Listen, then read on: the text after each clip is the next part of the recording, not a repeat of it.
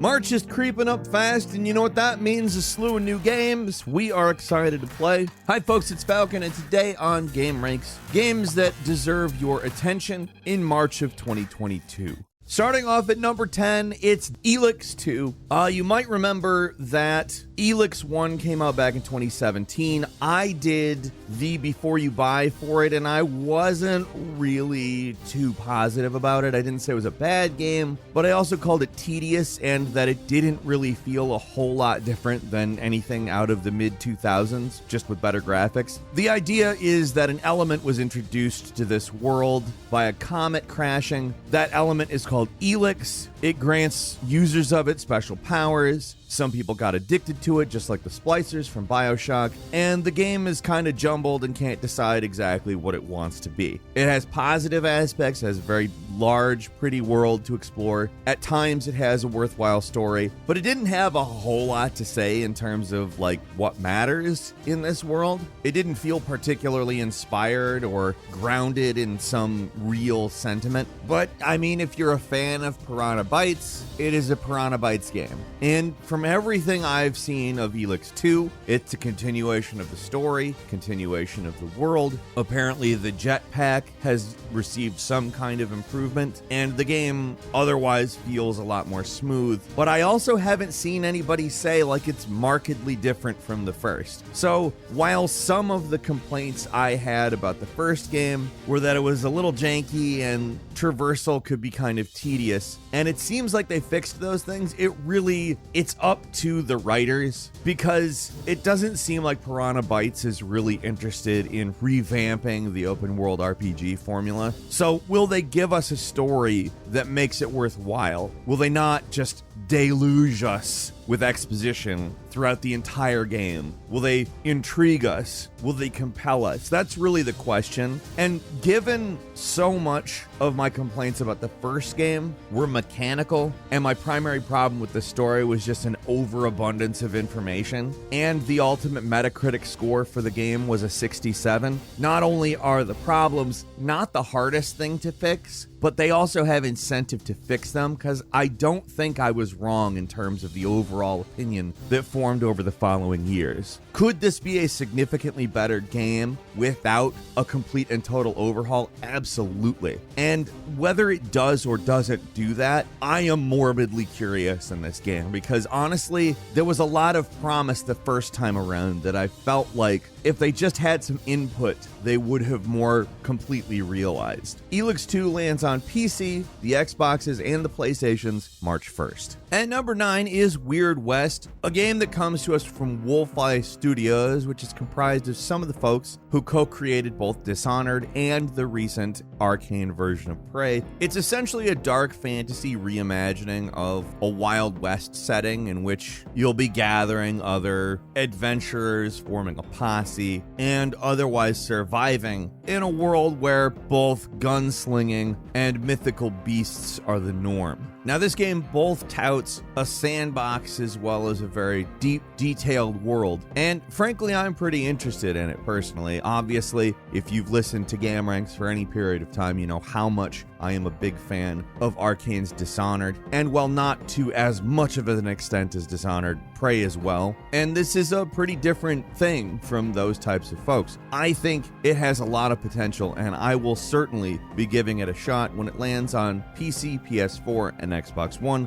on March 31st. And number 8 is Babylon's Fall, a game that you would probably just totally accidentally miss as a Platinum Games game, but I would implore you not to. Just as I'm a huge fan of Dishonored and Arcane Studios, Platinum Games is among my favorite developers, and a new action RPG hack and slash from them is always going to get my attention, especially a 4-player co-op one. Now obviously, this one has a very different aesthetic. It exists in kind of a Dark Souls meets Rome world, but rest assured, it's not Dark Souls. Everything I've seen of Babylon's Fall makes it look like a game that maybe takes some of its its world building and traversal cues from Dark Souls, but retains all the absolutely absurd combat of a Platinum Games game. And I think that people have incorrectly identified it as safe because, yes, it does have a bit of a look like it's in the area of Dark Souls, but I think, given what we know about Platinum doing open world from games like Nier Automata, I think we're actually in for a pretty different experience, and I am crossing my fingers that it might inspire more arcade style Dark Souls type games, like a Platinum Souls-like, so to speak.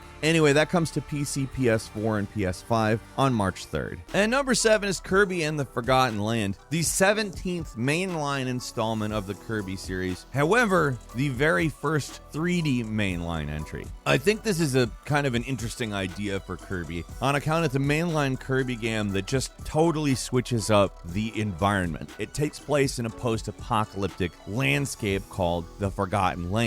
Don't make the mistake of thinking that it isn't a colorful game. Like, it's perhaps the cutest version of a post-apocalypse I've ever seen, and I actually look forward to exploring it specifically for that reason. The world itself conjures The Last of Us to me if The Last of Us was a children's cartoon and there was no fungus. Honestly, the way that this game looks put together really intrigues me, and I've always enjoyed Kirby games, so I'm fairly excited to give this one a go. Kirby and the Forgotten Land comes to Switch March 25th. And number 6 is Shadow Warrior 3, the sequel to the 2016 game, which was a sequel to the 2013 game. Obviously, there's a larger span of time between 2 and 3 than 1 and 2, and even 1 itself was a reboot of a 1997 game. I think that it's really interesting what Flying Wild Hog has talked about for 3 versus 2. There were a lot of systems that were introduced in Shadow Warrior 2 that they've either removed or streamlined for 3 in order to make it feel more like an upgraded version of the 2013 game. The stated goal being that players should be able to focus on the action and not worry about all of the various statistics and things. I think that, in theory, that sounds very good. I actually didn't have so much of a problem with that in Shadow Warrior 2, but I definitely like the first better. So I think the streamlining and attempts to basically do Shadow Warrior 1's systems to the max, so to speak, sounds really good. The game is again set in neo-feudal Japan. You again take the role of Lo Wang, and honestly, I would have taken a Shadow Warrior that was building on 2 rather than 1. I think they're both great games, but this is probably going to be the better version of what a Shadow Warrior sequel could be, and I can't wait to play it. It's landing on Windows, PS4, and Xbox One on March 1st. And number 5 is Gran Turismo 7. We have been waiting for Gran Turismo 7 for a long time. Now, Gran Turismo Sport had its advantages and its disadvantages. They streamlined it, they made it a very specifically focused racing game, and for that reason, I do feel that it was definitely a step forward in most respects for the series, but it also didn't really give us a lot in terms of options or roster or single player. So it was primarily focused on multiplayer because that was the era. They were really trying to push these multiplayer racing games. Gran Turismo 7 looks like it's taken on a lot of what they learned making Sport and building out from it. At least that would be my perception of it, because they're keeping so many of the things that they added from Gran Turismo Sport, like Sport Mode, Brand Central, and Discover. But we're also seeing a lot of classic features return, like the used car dealership, the driving school, special events, championships, etc. I think it's if Gran Turismo Sport was a traditionally sized Gran Turismo game with all of those types of options, and that's basically exactly what I wanted for Gran Turismo 7. I'm really excited for this game because, as far as I'm concerned, this is the console racing game to beat. It always is. Much as I like Forza and Forza Horizon, Gran Turismo is really beefy in a way that I don't think any other console racing game is, and I'm certainly playing it when it lands on PlayStation 4 and 5 on March 4th. And number 4 is Triangle Strategy, a game coming to us from Art Dink, published at Square Enix. It's a tactical RPG brought to us by the producer of Bravely Default and Octopath Traveler. And honestly, between the art, what I've seen of the game, it's really evoking Final Fantasy Tactics for me. Obviously, Nintendo has also also been the home for the Fire Emblem games. So we're gonna probably see a lot of comparisons to that, but like what I'm really seeing here is some Final Fantasy Tactics, spiritual succession type things. I'm really excited for this personally. It's just really fun to see this sort of sprite on polygon Octopath Traveler aesthetic adapted to the old Final Fantasy Tactics same thing, sprite on polygon isometric aesthetic. I think people forget that that's what that game was. And I think this is going to function as just a fantastic update to that formula. I'm absolutely going to be dumping a ton of time into this one. I enjoyed Octopath Traveler so much, and my only complaint with that was that there could have been more of a like intertwining story, but the structure of this type of a game I think really lends itself to having a story that probably works a little bit better as a game. Triangle Strategy lands on Switch March 4th. I am absolutely there. At number 3 is Tiny Tina's Wonderlands, a game whose title and aesthetic really obscures what this actually is. It sounds like something that's very silly, right? Like even a kid's game. And it certainly is silly, but it's not a kid's game. It comes to us via the Borderlands folks. So it's more of that, except in a fantasy setting. In fact, it kind of looks like fantasy Borderlands to me.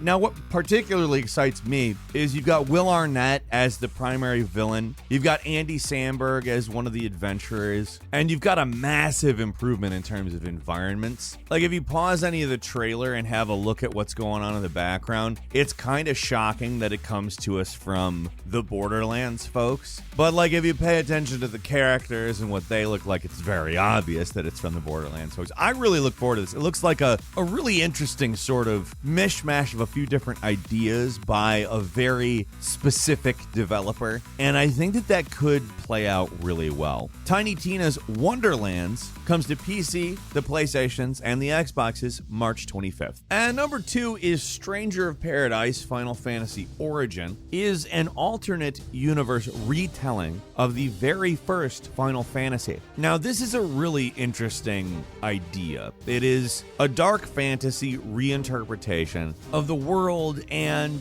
Koei Tecmo Games, as well as Team Ninja, act as co-developers here. They've really gone out of their way to call it a more mature Final Fantasy action RPG rather than Final Fantasy Souls or Final Fantasy Born. But Team Ninja developed Neo 1 and 2, and those are fantastic Soulsborne type games. So I think that it's reasonable to expect that's the kind of game it is. However, it's going to be obviously a lot different in presentation. It is a Final Fantasy game. It's apparently not an exact retelling of the story. There's a lot that's been reimagined. But frankly, I'm interested. I'm in. Stranger of Paradise Final Fantasy Origin comes to the PC, the PlayStations, and the Xboxes March 18th. And finally at number 1 is a very different looking game called Ghostwire Tokyo. It's one that we've heard about for a while now and has had some pretty bizarre events happen in public. But it's an action RPG in which most of the people living in Tokyo just disappear one day as spirits invade. Yes, spirits. You're a detective trying to figure out what's going on while also being possessed by a spirit who gives you supernatural powers. Now the combat has actually been designed by Shinichiro Hara, who's a gentleman who actually worked in the design of the combat in the 2016 Doom reboot. So I'm pretty excited to see how that plays out. It's really interesting. This is a Bethesda published game who is now owned by Microsoft and is technically part of Xbox Game Studios, but they'll be publishing the game as a PlayStation 5 exclusive and Microsoft Windows, later publishing it on Xbox. We'll probably see it in a year or so. I imagine that's probably the time exclusive on it, but you'll be able to play it on PlayStation 5 and Windows on March 25th. We have a couple of bonus games for you before we let you go. First is WWE 2K22, which I am just interested to see based on the fact that they didn't do a 21 and 20 was so negatively received. My hope is that it's a wake-up call and we get the WWE game that we want and deserve as people who support support that type of a game. WWE 2K20 was not its best. That's landing on March 11th. Grand Theft Auto 5 is going to land on PS5 and Xbox Series X. I'm excited for a few enhancements, nothing major, but seeing HDR, ray tracing, and way faster load times are definitely going to be fun to return to the world of Los Santos again. It's been a while since I played Grand Theft Auto 5, honestly. I'm interested in playing it. It's landing on PS5 and Series X on the 15th. Crusader Kings 3, the world-building strategy RPG with a massive amount of possibilities, coming to consoles, PS5 and Xbox Series X and S on March 29th. Persona 4 Arena Ultimax, the fighting game based on Persona 4, originally released in 2013. It will be very nice to play this on newer consoles. It's being released on PS4 and Switch. I'll be playing it on Switch. That's landing March 17th. And finally, Chocobo GP. I don't even know how to describe this. It's like Final Fantasy kart in some respects, I guess. It looks fun. I think that it sounds interesting, especially in a world in which we aren't just dropping new kart games into the public every 5 seconds. That happened about 15, 20 years ago. If you're doing it now, you're doing it with purpose. So I'm willing to give Chocobo GP a spin when it lands on Switch March 10th. That's all for today. Leave us a comment. Let us know what you think. If you like this video, click like. If you're not subscribed, now's a great time to do so. We upload brand new videos every day of the week. Best way to see them first is, of course, a subscription, so click subscribe. Don't forget to enable all notifications, and as always, we thank you very much for watching this video. I'm Falcon. You can follow me on Twitter at Falcon the Hero. We'll see you next time right here on Game Ranks.